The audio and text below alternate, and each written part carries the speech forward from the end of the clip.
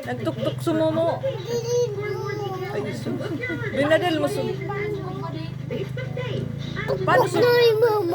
paano subadil mo sa momo? Ay,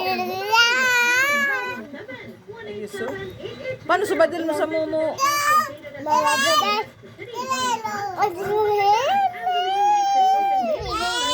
Dali na, ano nga ni? Sumumo, paano sumumo? Paano sumumo ba ya? Sumumo. Pilisa, sumumo. Paano ba sumumo? Paano sumumo? Arog kan sumumo. Iso. Sa ito. Nag-arog kayo sumumo. Yun na yan, tama na. Oras naman mo. Paano nga na yung nakasabi?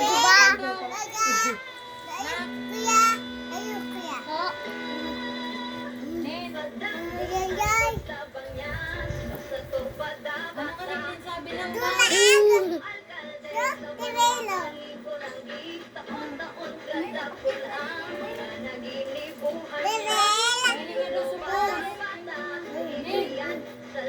Apa dito to win?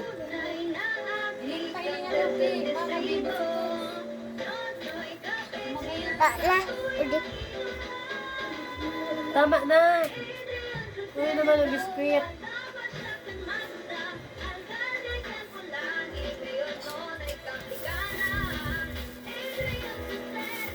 Dumugon pa tambado mo.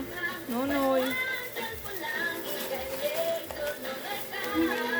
Ano ba tinitingnan mo sa phone mo? Mga damit. Bukas ko din. Basta po, huwag ka tumingin. Mahahawakan at magsusukat mo Kaya pa mo? ang mga damit Ay, big boy na talaga. Sa phone, hindi mo nasabi Ay, kung big maganda boy na talaga yung talaga si quality ng Kuya. damit o hindi. Diba yun na si Kuya magbukas? Magustuhan, hirap ibalik. Oo. Ako, malis ka.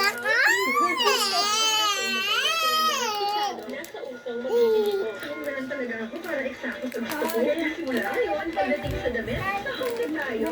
Home Enterprises, nasa uso at magagandang damit sa presyong abot kaya ng inyong budget. Barangay LF. Pati si Nini, nakabukas na si Nini. Ay, si Kuya.